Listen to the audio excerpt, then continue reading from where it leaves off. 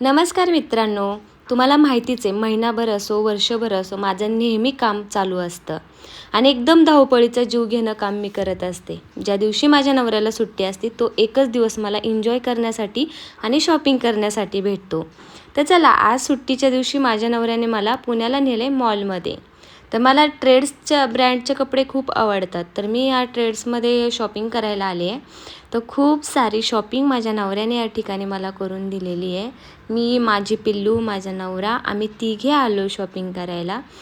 खूप मोठं बिल पण झालेलं आहे या ठिकाणी. तरी माझ्या नवऱ्याने काही माघार घेतली नाही यावेळेस, कारण त्यांना माहिती आहे की मी पण माझ्या कामात किती बिझी असते आणि कोणत्या गोष्टीचा हट्ट न करणारी बायको आहे. त्याच्यामुळं ते सुद्धा मला न सांगता जे पाहिजे त्या गोष्टी घेऊन देतात या ठिकाणी. तर मी आज ह्यावेळेस काय केलं माहिती का, नेहमी माझा नवरा मला खर्च करतो, तर ह्यावेळेस मी सुद्धा माझ्या नवऱ्याला मस्त छानसे कपडे मी माझ्या चॉईसचे घेतले आणि ते मी माझ्या पैशातून घेतले. तर ते सुद्धा खूप खुश होते.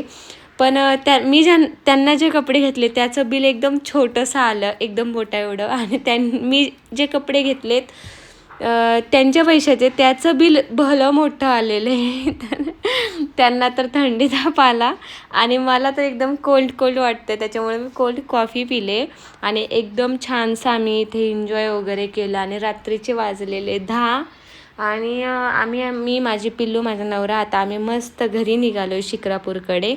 तर कसा वाटला माझा छोटासा मिनी ब्लॉग?